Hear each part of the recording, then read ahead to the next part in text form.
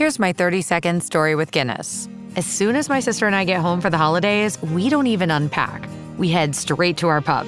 The bartender already knows our order, Guinness and fries. We laugh all night, catch up with old friends, and walk home with faces sore from smiling. It's one of my favorite nights of the year. That was my 30-second story with Guinness. Guinness Draft Stout. Please enjoy responsibly. Imported by Diageo Beer Company, USA, New York, New York. This episode is brought to you by Indeed. You're ready to move your business forward, but first, you need to find the right team. Start your search with Indeed-sponsored jobs. It can help you reach qualified candidates fast, ensuring your listing is the first one they see. According to Indeed data, sponsored jobs are 90% more likely to report a hire than non-sponsored jobs. See the results for yourself. Get a $75 sponsored job credit at Indeed.com/podcast. Terms and conditions apply. In Walmart's Newville, time was ticking away. Only a few nights left till the big holiday. But last-minute gifters had no need to worry. Walmart Express Delivery got their gifts in a hurry. From Nintendo to Nespresso and Lego Flowers, they could check off their lists in as fast as an hour. All of Newville, East, West, South, and North, could order gifts up until 5 p.m. on December 24th. So this holiday, just do as the Who's do. With gift delivery this fast, they all gasped. From Walmart, who knew? Subject to availability, terms and fees apply. Hello everyone, Chris here. Just a quick reminder that this episode of How We're the Podcast is sponsored by LifeScore Bet, a proud principal partner of Sunderland AFC. And if you're looking to get started, they've got a cracking welcome offer for new customers. Bet £10 on sports and get £30 in free bets. Simple as that. So if you're ready to join the action, make sure you're doing it with LifeScore Bet, the home of total betting. New members only. Bet more than £10 on sports within 14 days. Free bets valid 7 days. £20 to use on Sportsbook. £10 on Bet Builder. Terms and conditions and deposit exclusions apply. Please bet responsibly and remember, over 18s only. And now, cue the music.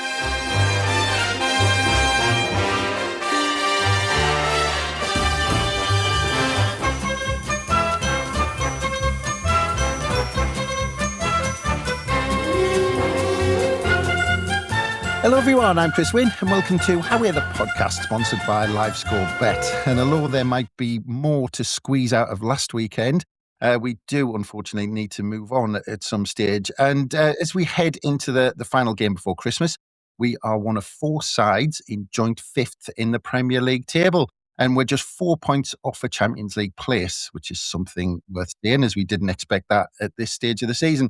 Next up, we head to the South Coast to take on Brighton, who sit 3 points behind as they sit in 10th.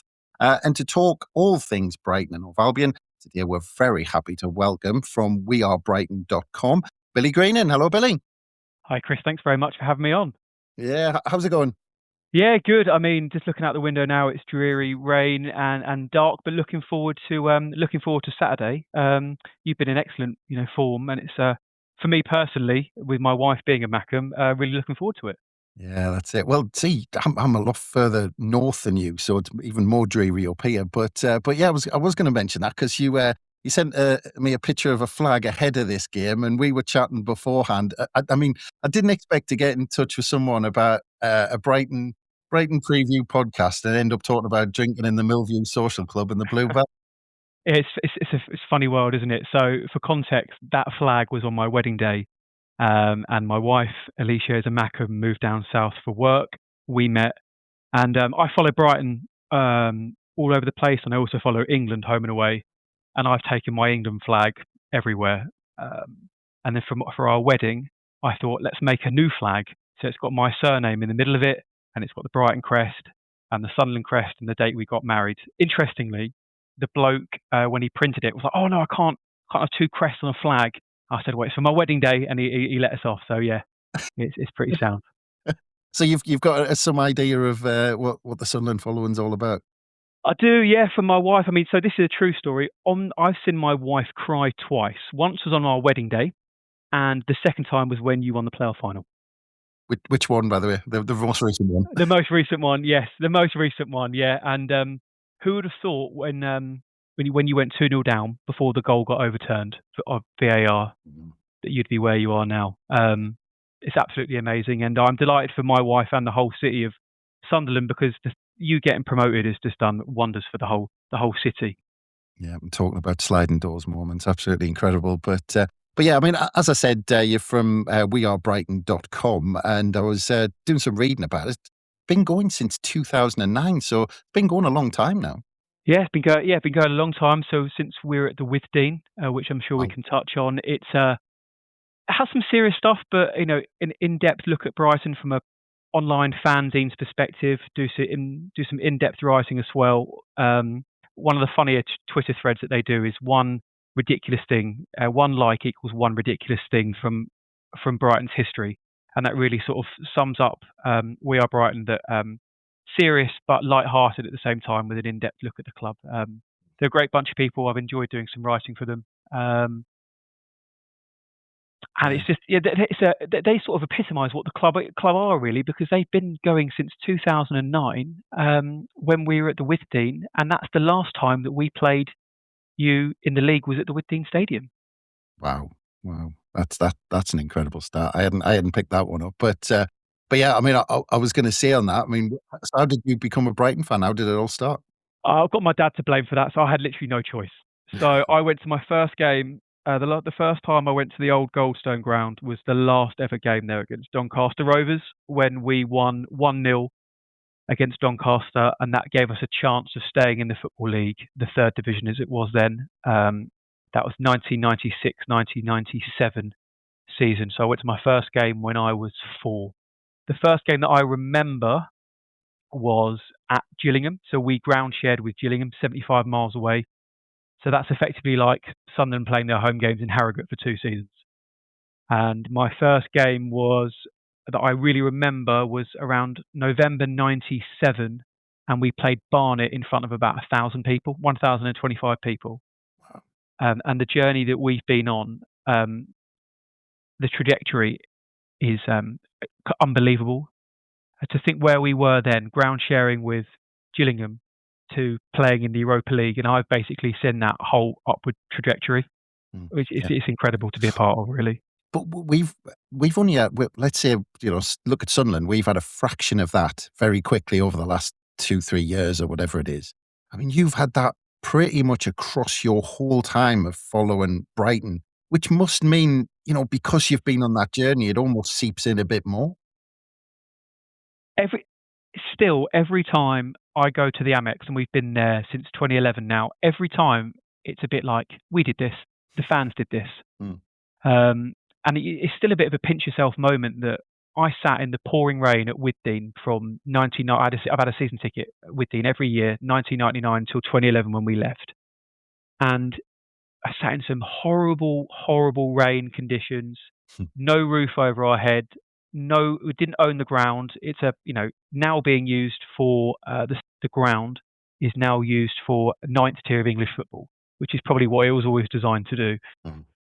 And every time I go to the Amex, still it's a pinch yourself moment that this club that was so close to going out of business. I mentioned their Hereford United game. If we had lost then on the last game of the season, we would have gone out of business, because we'd have gone down into the conference.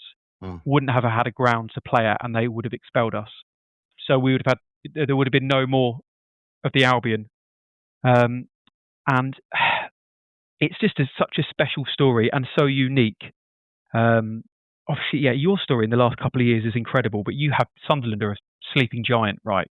And those quick promotions, is just remarkable, because I know the season before last, when you were in the playoffs, I don't think you were ready to get promoted, but then you built up to it, and they're winning in the playoff final early this year. Last season must have been amazing.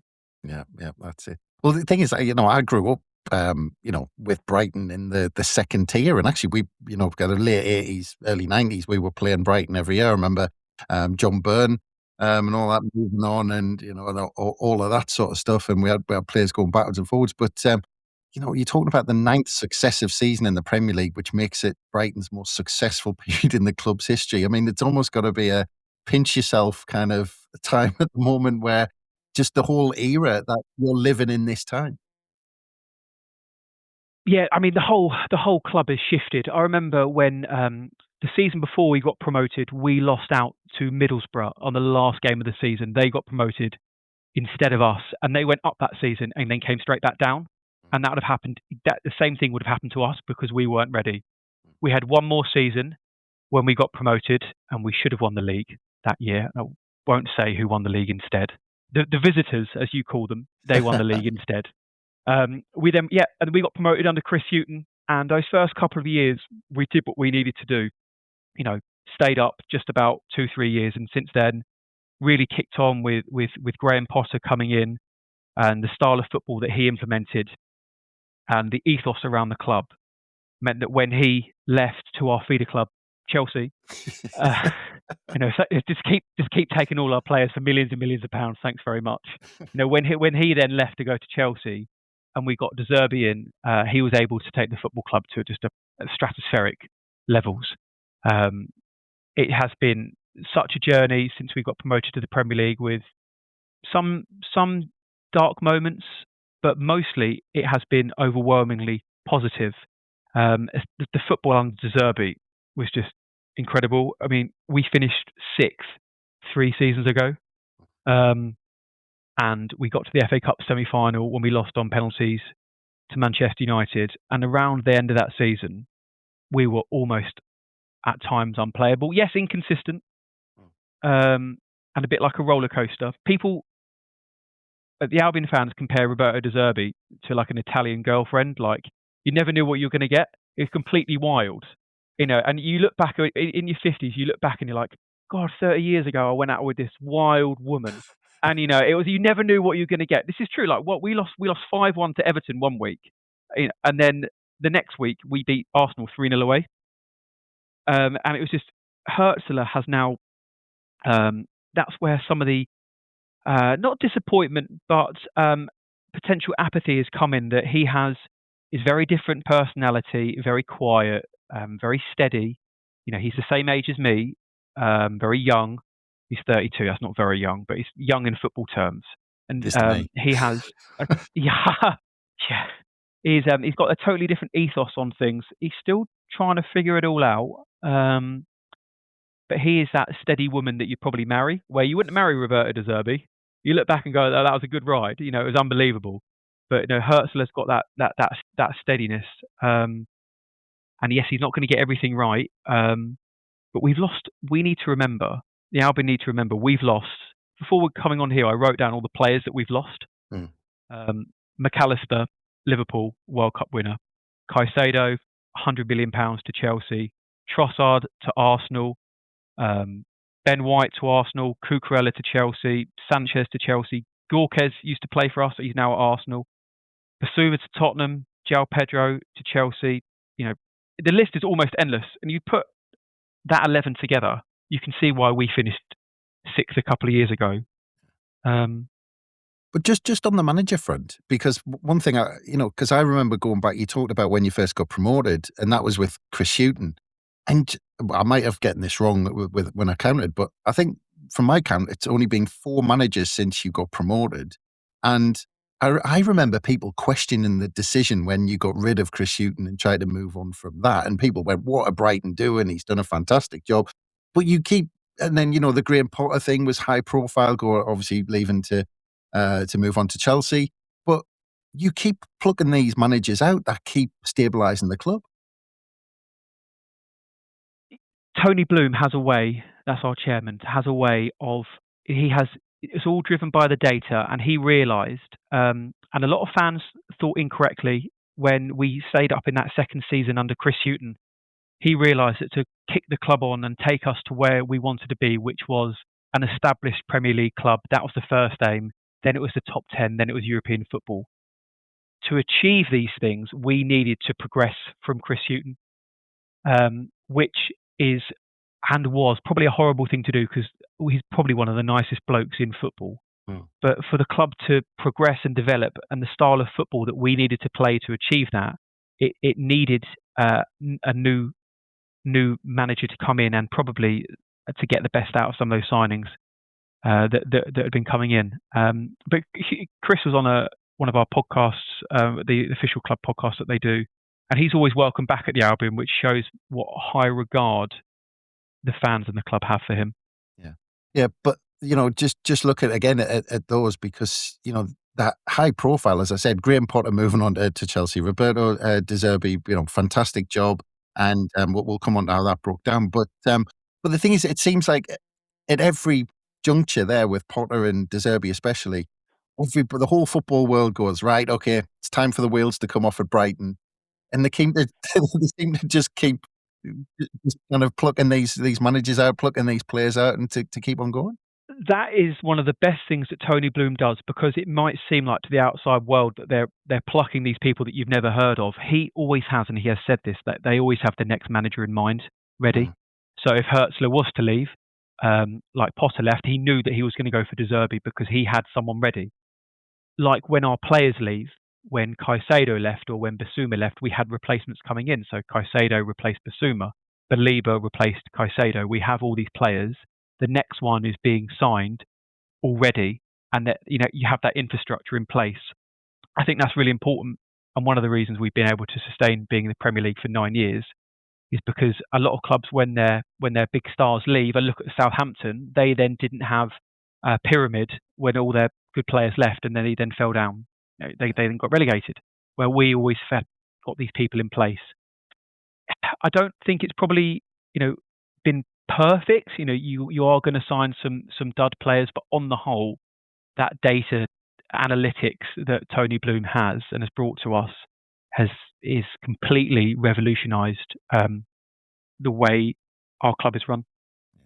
Well, it always seems strange, doesn't it? In any other line, a line of work or life or whatever, you wouldn't necessarily call them a genius by just being organised. But in football, it seems like they're reinventing the wheel because they've got the next one along. But you talk about Fabian Hertzler, and about 18 months now, and as you said, only 32, which is scary, absolutely ridiculous. But our owner's kind of in his mid-20s, so I'm not sure we can say anything. But what was the reaction when he was first appointed? Because I think the world of football went, hang on a minute, Premier League manager, bit of a, this young fella, right? Okay, well, Brighton, let's stick Brighton maybe as outsiders to go down. I think that's absolutely right. I mean, when you take a manager from the German second division, yes, he got them promoted. But when you take a manager from the second division of German football and you put him into a side that had been playing the Europa League last year, a lot of people questioned that decision. And I think the way that De Zerbi left as well meant it left a lot of questions for Hertzler to be answered. But in his first season with us, he was pretty outstanding, really, only missing out on European football right on the final day of the season. And he has been able to get the best out of players, playing slightly different football. We build up a bit slower than we used to under De Zerbi.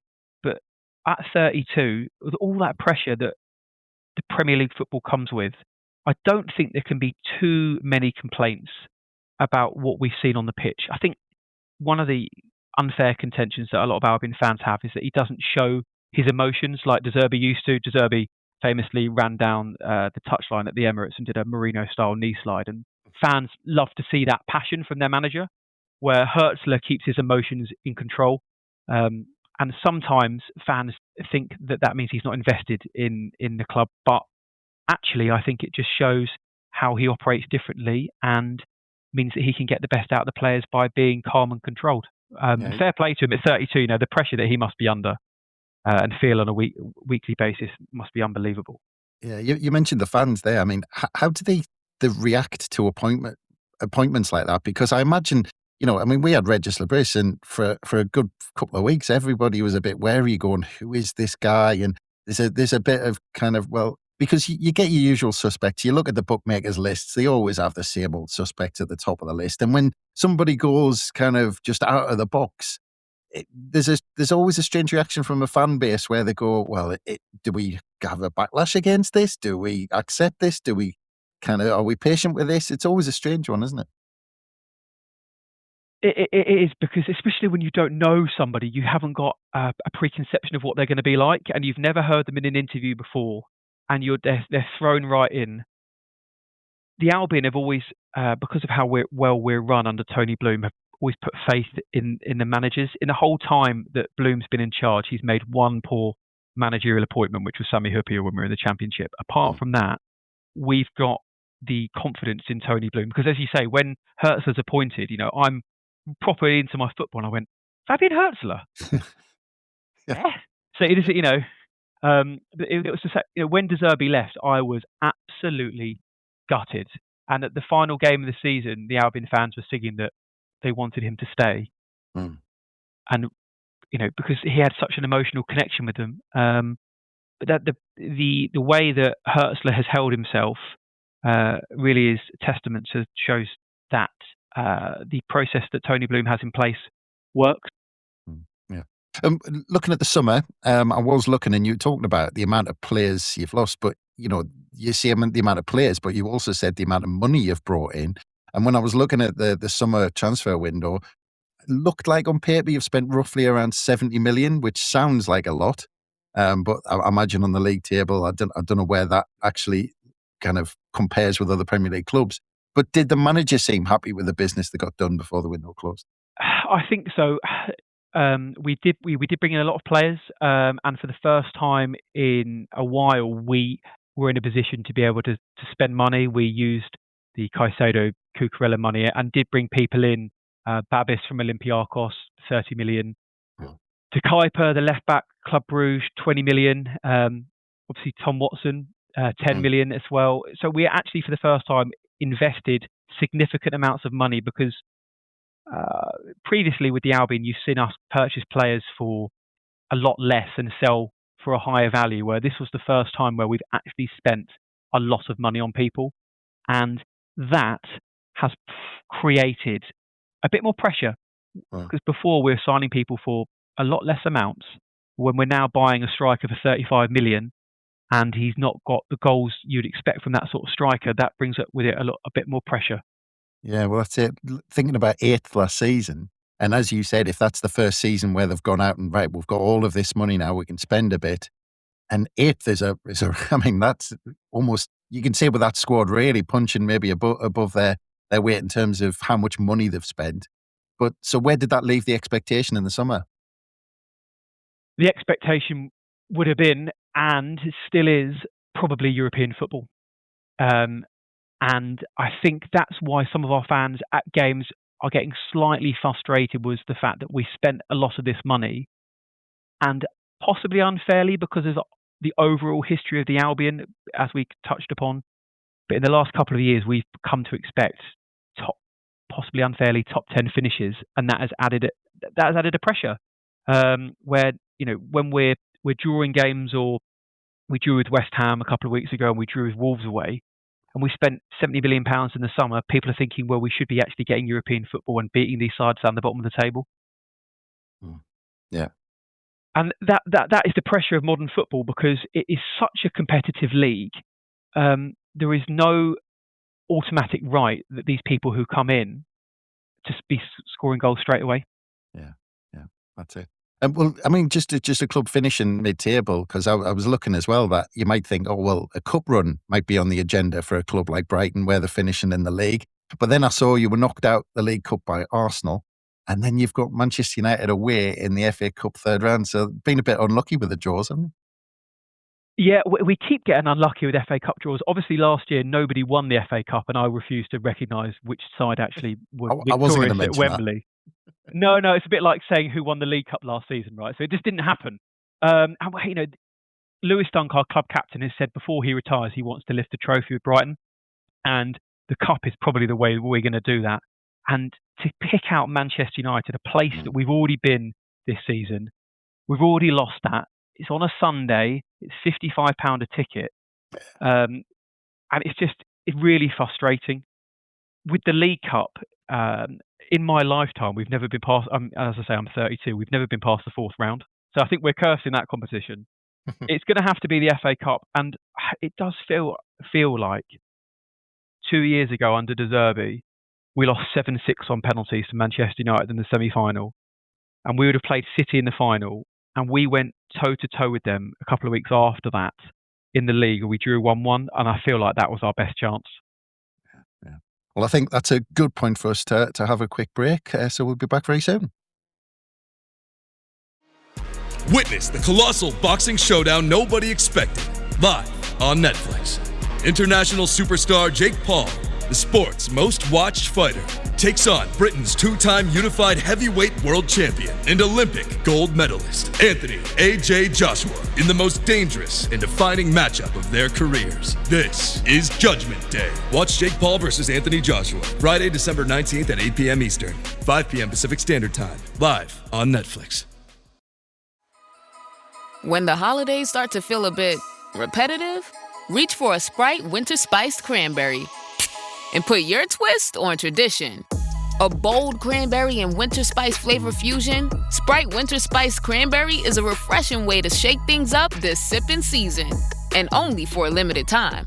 Sprite. Obey your thirst. This episode is presented by State Farm. Having insurance isn't the same as having State Farm. It's like needing the protection of an offensive guard on the football field, but getting an elementary school crossing guard.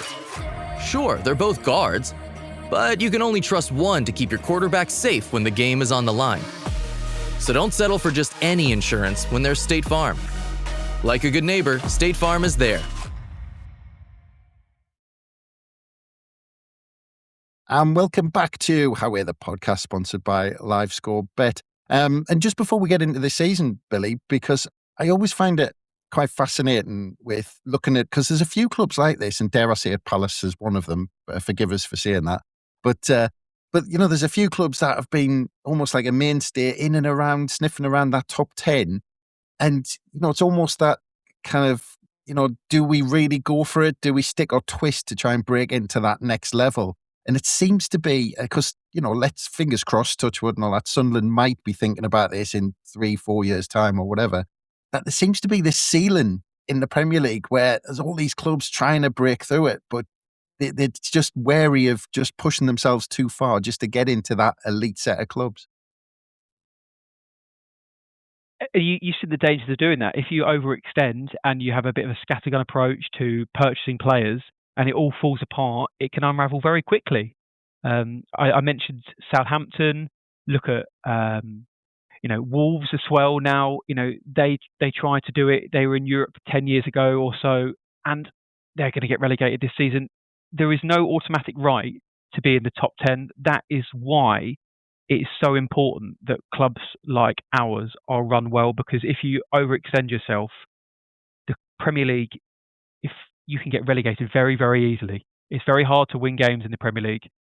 And if you get things wrong, you'll find yourself back in the Championship, which, as you know, is almost impossible to get out of.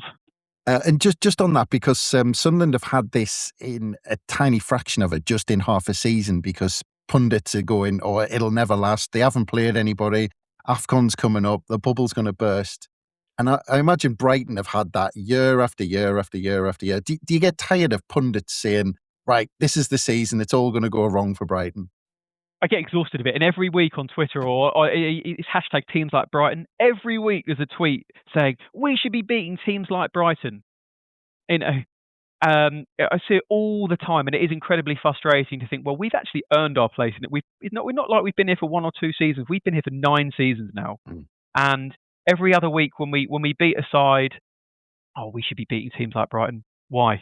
You know, we have established a very good squad with a very good system over nearly a decade, and you can't get to where we have been by luck. It's all been by design. And you're right, and as a Sunderland fan, you're seeing this now as well. Well, it will never last. But the thing is, you set the tone from your very first game of the season, and that momentum is just unbelievable how it's carried you forward. Yeah, absolutely. Just looking into this season, I was looking at the start, won one of the first 4, which was against Manchester City, but then you lost 1 out of the next 9 that followed. I mean, did something just click on that run, or was the performances there and it was, you kind of, everyone could see it was going to happen? I think so, but having brought in a lot of new players, I think it took time for some of them to gel together and really just tweak our style of football a little bit, and progress it. Just that extra touch really did enable us to kick on that little bit. We had some excellent results. You mentioned Manchester City beating Chelsea away as well, and that really enabled us to push forward. The fans had to be a little bit patient, and then we were able to show the football that we've really been about. Having said that, we then have been on a slightly difficult run in our last 3 games, which is why it's very important that we pick up 3 points on Saturday. Sorry to say that. Yeah, well, I was looking at those 3 actually, because look, there's Villa and Liverpool in there, in terms of the 2 defeats. But I mean, on paper, the biggest disappointment must be that home draw against West Ham. Yeah, and that was our worst performance of the season so far. So you are playing us at the best possible time. I mean, the 2 games preceding that, Nottingham Forest was the best we played all season. We were outstanding and could have won by 5 or 6. And then against Aston Villa, for the first 40 minutes of that game, we were brilliant. We were 2-0 up and almost in cruise control. Then, all of a sudden, by half-time, we conceded 2 goals in 5 minutes, and it was 2-2 at half-time. Ended up losing 4-3. That West Ham performance, we were really slow. We weren't getting the ball in the box. We sort of went back to how things were at the start of the season, or especially we drew with Wolves. 50% of Wolves' points have come against us. So we will be the side. Wolves will win 1 game all season, and there's a running joke that Dr. Brighton will see you now. If you're on a bad run of form, come see us. Wolves will beat us at home this season. I can guarantee it. But yeah, a bit of a slow start, as we said. But there was no shame in losing to Everton. I knew we would lose their first game at their new stadium. Then losing to Bournemouth. But since then, things have clicked. But the last, Liverpool, we again should have taken our chances. That is a constant theme, and has been for a couple of years. That we are brilliant up until we get the ball in the box, and then we just can't put it away. We can't put teams to bed, and you've got to take your chances in this division. Yeah, well, I'll come back onto that in a second. But there's a few players I wanted to touch on to ask you about. First of all, of course, Tommy Watson. Everything that's happening to Sunderland at the moment is because of his cool head at Wembley. But how's he getting on? He's only played twice in the Premier League so far, which is a real shame. Then he's got himself injured. When he has played, there is definitely a player in there, really excitable, good with his feet. He's obviously got good vision, but he just needs time to adapt. I think the issue that he's faced is being so young and then moving away from home. It's taking time to find his feet. And I think that's to be Brighton fans understand that you're not going to get the best out of a player immediately. Then he got himself injured. He could be on the squad at the weekend, which would be wonderful if he was able to get the reception he deserves from your fans, because there is absolutely a player in there, and it is absolutely right that he is recognised for giving you probably one of the best moments that you've had supporting the club. Yeah. Just get to a cup final and stick him on the pitch, and exactly. We'll knock off Manchester United, and when we win the FA Cup final in May, and he scores the winner, I'll refer back to this conversation absolutely. But that is such a dream story for him. The fact that he knew he was leaving, and the unfair stick he got from some of your supporters, absolutely, and then to be able to sign off like that was really a really special moment. I really hope it comes good for him, because there is absolutely a player in there. I just want him to be given time to fulfil his potential. Yeah. I think all Sunderland fans echo that. But one of the other ones I wanted to touch on is Danny Welbeck, because he was at Sunderland on loan when he was young, and he was great for us and loved celebrating a goal or 2 against Newcastle. But what a signing he's been for Brighton. Free transfer, absolutely unbelievable. When we signed him, it's a bit. Some people had the same attitude. Like, why are we signing Danny Welbeck? He is £1 for pound. Value for money. There'll be nobody better. The amount of goals he scored for the club and how long he's been here, he's been one of our best servants, and it's probably turning into in our recent history, one of our best ever players, because the fact is, number one, he's such a nice bloke, plays football the right way, and he knows where the goal is. And this season, he's just turned into a purple patch. He's just managed to just got that goal scoring instinct within him, and 7 goals already this season. There's shouts that he could get in the England squad. Yeah, that's it. Well, in a world where English strikers are disappearing, he's got to have a chance, hasn't he? Who else? If we need a goal in the World Cup final, and Trump is there in the stands, who do you want to bring on? To score the winner. Put the ball in the box. Who's it going to fall to? Someone with goal scoring instinct who's done it on the international stage. you would think he's in with the shout. I mean, taking my Albion hat off, Ollie Watkins is probably someone who you would expect to take because he's a completely different player and he can get the ball over the top and run in behind. But if you need someone to get you out of a hole, Welbeck's your bloke. And obviously he'll being, is it the Mag Slayer? Is that one of the terms that he's referred to? I read online with Welbeck that hopefully he gets a good reception because he, as I said, he plays football the right way.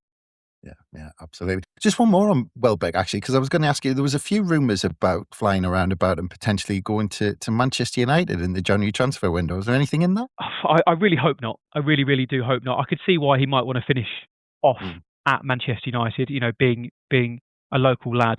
It would be a travesty if we were to lose him because we are short on goal-scoring centre-forwards anyway. We're going to have to recall Evan Ferguson, one of the Greek boys who we signed over the summer. We signed two. One of them is now out for the season. He's done his ACL. Rutter's only scored, Jorginho that is, has only scored one goal so far this season. So I think we would be mad to let Welbeck leave because without him, we wouldn't be where we are. Yeah, you'd struggle to get another free signing like that. Absolutely. I mean, people like him, experienced English centre forwards are incredibly hard to come by. Yeah. And someone else I wanted to talk about, I've got you to thank for reminding me he existed, but Jason Steele is still around at Brighton. Yeah, and this is when me and my wife recently watched Sunderland Till I Die again, and and I think someone says on one of the episodes that Jason Steele is the worst ever goalkeeper who's ever played for Sunderland, which is so harsh because he is a bit of a Brighton cult hero. He plays in all our cup games. He played in all the Europa League games as well, and he has been an outstanding servant to us. He's so good with his feet on the ball. All Sunderland fans listening to this will be thinking, what is this bitty kid on about? Because it's different. He's really good with his feet, with how we play, especially under De Zerbi in the Europa League. He'd put the ball on his foot and be able to ping the ball around and move it really quickly. Good shot stopper, really good mentor as well to Verbruggen, our number one, the Dutch goalkeeper. Yeah, it's unbelievable how that move completely changed his career. Because in a parallel universe, you could see he'd be probably retired by now, but he's very happy being our backup goalkeeper. Yeah, saved by League Camp, I think, has been Sunderland's worst ever goal. It's funny you mentioned Byrne earlier as well, didn't you? Having played, when I was doing some research for this, he actually played for us against you and scored in the 1991-92 season, and then 2 weeks later transferred to you for £220,000 in that famous cup run. Absolutely, I remember because we just sold Marco Gabardini and we had a lot of money in our pockets, and we went because originally he should have signed for us 2 years earlier, but anyway, that's a different story altogether. Because one other person I wanted to talk to you about was someone who we signed from you in the summer, Simon Adingra, who hasn't really taken off yet, but hasn't really been given many chances, and I think that's surprised a few Sunderland fans. Do you think it's surprised a few Brighton fans? Yeah. It has. I mean, especially with the price tag put on him. Adingra, there is absolutely a player in there, but you're probably experiencing this as well, that he's got the talent with his feet. Sometimes that just needs to adapt to having a football brain as well, that some players have. He probably needs to be a bit tougher on the ball. When we sold him, I wasn't crestfallen, which probably tells you a lot, and I was very happy with the value that we got for him.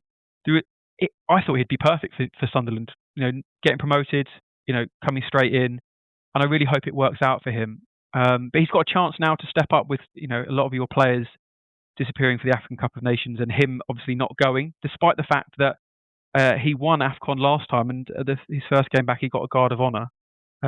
Potentially this is an opportunity for him. Yeah, definitely. This is his chance. But yeah, I mean, just coming back to Brighton this year, because whenever I think about Brighton in recent years, I think, good football, good to watch. But you hinted earlier on that might have, changed over the last kind of 18 months with this manager where he plays a different way. We're still excellent to watch to the neutral, but it's very different to De Zerbi. Under De Zerbi, we would move the ball very, very quickly. We'd start with a goalkeeper and we'd wait for the gaps to open up, and then it would be ping, ping, ping. It would be in the opposition box. Where under Hurtzler, it's now A lot of a slower build-up, it's side to side. We try and find the wingers and then get the ball into the box. And that is some of the frustration that the fans have, is they want it to be direct, 100 miles an hour the whole time, where under Hertzler, it had been get the ball out wide to Mitoma. He's now coming back from injury. Get the ball wide to Minty, and then try and get the ball in. Where 18 months ago, when we were qualifying and when we were in the Europa League, it really was non-stop, thrilling attacking football. And that has been the reason that some fans have been getting unfairly frustrated with the manager. Yeah. So if we've done our homework, Billy, I mean, who should we be wary of kind of pulling the strings in this Brighton side? Well, I really hope Mitoma is back fit. Obviously, he came on against Liverpool. He is the one who could change the game. The fact that he could take anybody on, he gets the ball at his feet, and I would back him against anyone, any fullback.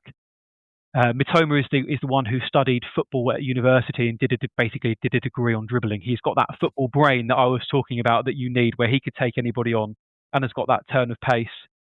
Mitoma is an excellent player. Jack Hinchelwood is now back, fit, homegrown third-generation player to play for the Albion. Could possibly play for England one day. Hinchelwood is excellent in the middle of midfield. And we mentioned Danny Welbeck. Jorginho, former lead striker as well, is an excellent centre-forward and gives us that piece of physical presence. But Mitoma is really the one that could change a game. For us, 3 big blows that we're missing. We've got Aliba missing off to the African Cup of Nations, although he hasn't been as good as he was last season. And then we've got 2 suspensions. Gomez in midfield will be a miss, and the biggest miss for us is Lewis Dunk, a centre-half not being able to play, suspended. Gomez is joint top scorer, hasn't he? Scored a few this season. Yeah, he has. A really good midfield player that can get the ball down and pass it, but can score goals as well. And that's something we've been missing, was a midfielder who can score goals. And that we're now missing 3 crucial players for you're playing us at a really, really good time. Yeah. Well, let's say, with your season ticket, let's say you're an opposition scout and you've reported back to Sunderland. I mean, what's the best way to get a result against this Brighton side? The best way to score against us is to score first. If we concede, we very, very rarely come back and win. The fact is that when we score first, we often win the game, because then teams have to come out and attack us, and that's when we're really good at counter-attacking. What we're not good at is teams that play a low block. So we struggle against teams lower down in the league. I mentioned Wolves and West Ham earlier, who just sit behind the ball, and we can't break them down, and then we will concede a stupid goal from a set piece. So my thing would be to you is to get the ball in the box when you can, set pieces, and just try and frustrate us. Yeah. I mean, hopefully I've not, that's it now. I've given away all the state secrets. We have got better at defending set pieces, but it is incredibly frustrating. I see it almost on a weekly basis when we struggle against a newly promoted side we have struggled against in the past. We beat Leeds this season, but in the past, in previous seasons, we've struggled against teams come to the Amex, stick 11 men behind the ball, and they take their one chance, and we'll either lose or we'll score in the last minute and scrape a 1-1 draw. Okay, that's interesting considering how we've played. But just looking at your home form specifically, 1-4 and lost 1 out of 8 so far. So it looks strong generally on paper. But is the fact that you've had those last 2 games without a win, is that a worry? It is, but our home form has been excellent. We hadn't lost for almost 9 months at home since the defeat to Aston Villa. The prior defeat to that was Aston Villa last season. Our home form has been excellent, and that's something that we need to continue to do, is turn the Amex into a bit of a fortress where people don't want to come and play. You're obviously experiencing that yourselves as well. That is the key for us, is now transforming that, taking the last 2 games out, writing them off and saying, right, we start again, and we try and build up another 9 months at home without defeat. Yeah. Well, I know we've established you're not quite as much of an outsider as we normally speak to, but what have you made of Sunderland this season so far? I'm delighted. I am surprised at how well you've been doing. But the thing is, you signed experienced players. And when you look at the people that you brought in, someone put on one of your forums the other day that we shouldn't have been so surprised, because you picked up winners or people who knew how to win. And the fact, that Xhaka being such an enforcer, you have got something that the Albion had in the Championship when we got promoted as well. You've got a togetherness in this team, and it's got, you've got enforcers in there. You're hard to break down. Obviously, I am delighted, but you've got such a strength and togetherness that is worth its weight in gold in Premier League football. Teams that struggle are the ones that don't have that sense of being united behind a common cause, and Sunderland have got that in spades at the moment. Yeah. And, look, I might be doing this with my Sunderland glasses on and forgive us and tell us I'm completely wrong if it's not the case. But, someone who's followed Brighton a long time in the Premier League, it has felt from an outsider, like we've been in terms of looking at the Premier League, that almost Sunderland coming up has almost refreshed things a little bit and kind of stirred it up a little bit where, last couple of years it's been, right, well, those three are down by Christmas. There's the title sorted. Last day of the season, we're looking at who's going to qualify for the Conference League or something like that. And it seems like we've come up and everybody, it's almost like a little bit of panic in the Premier League going, oh, hang on, this wasn't supposed to happen. Exactly, because there has been a bit of that where maybe it's not like a slight closed shop, a slight cartel where you've got the same three clubs coming up, the newly promoted sides going straight back down again. And that's not what we want to see. We want to see a competitive Premier League. And for you to come in and shake things up, I think is wonderful. And everyone outside the top four is probably delighted for you that you've been able to do that. Well, talking about expectations, Brighton fans going along to the game, because I always find it's a strange one at the moment when I speak to people when Sunderland are in town, because it's Sunderland. We came up through the playoffs. So there's almost this natural instinct to go, oh, well, it's Sunderland. We should be getting 3 points today. But what do you think Brighton fans are going to be thinking going along to the game? I think a lot of Brighton fans will potentially still underestimate how good you are. Although it's been, your rise has been profiled quite well in the media, I don't think a lot of Albion fans will have taken into account how actually well organised you are and what a strong identity you have as a team. So fans will be coming into it thinking that we should win when the game won't be easy for us at all. No game is easy in the Premier League, but this one certainly won't be either. I would be delighted if we were able to scrape a 1-0 win. Yeah. Well, I don't ask for predictions because I just, who knows, might be a sending off in the first minute or whatever. Just nobody knows. But just in terms of the type of game you're expecting, from what you've said, I'm expecting Brighton to have a lot of possession and us to just sit in and maybe wait for that chance. Do you think that's how it will go? Yeah, I think so. I think we'll have a lot of the ball and we will create a lot of chances. And if we don't score, there is the potential that we could get frustrated and the fans could get on their back. And that's when Sunderland can then take their chances. Yeah. So, but I mean, do you think, is it going to be one of them? Do you think the fans, because of the expectation, the Brighton fans are going to be thinking, Brighton should be on the attack and should be creating more chances, and there might be an element of frustration coming in? Yeah, and that certainly happened against West Ham, where Lewis Dunk had the ball on the halfway line and was looking for options, and the crowd were sort of chanting like, "Oh, get forward, get forward!" You can hear it. You can hear this nervousness in the crowd that hasn't been there in the last couple of seasons because the expectation has gone up, and people will think, with the opposition that we're playing, we should be getting the ball forward a lot quicker than they are, and then that mood very quickly goes onto the pitch that the players can then make mistakes. Yeah. Well, I'm assuming you're going along, so you're expecting a good atmosphere. Is it going to be a full house? Yeah, it should be. The ticket exchange is open, which means it's a sellout, so only season ticket holders who aren't going will put their seats on the exchange and then sell them. So there'll be over 30,000 there, which will be very good. Good away following as well. I'm hoping for a good atmosphere. It has been lacking in the last couple of games. The one against Aston Villa was terrible, but we need a good atmosphere, and we need an early. When we score first and when we score early, the Amex is excellent. It can keep the atmosphere really in. When we don't score, when we get frustrated, that negativity very quickly portrays onto the field of play. Yeah.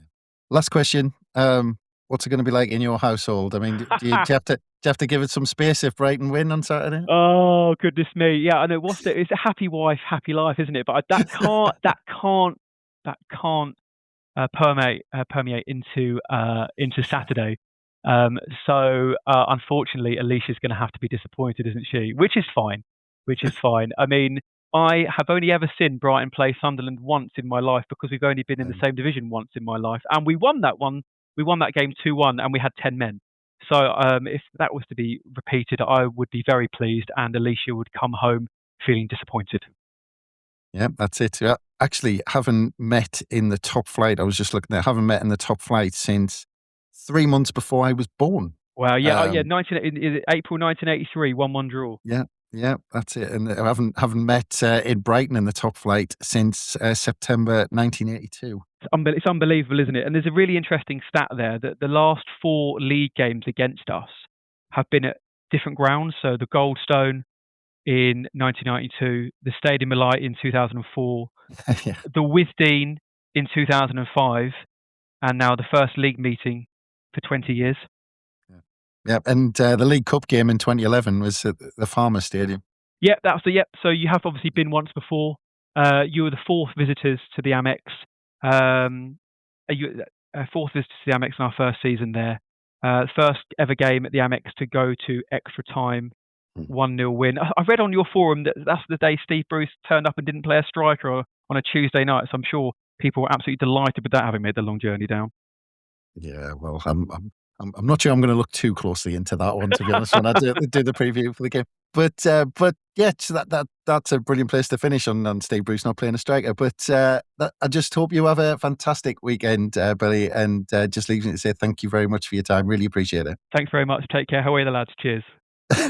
Brilliant, good stuff. And all the best for the season as well. Thank you very much. Take care. Cheers. And thanks again, everyone, for listening. Don't forget, we'll have immediate reaction after the final whistle with the pod that should drop soon after. We'll also have all the reaction on the Roker Report website, so look out for all of that. But from us, it's bye for now.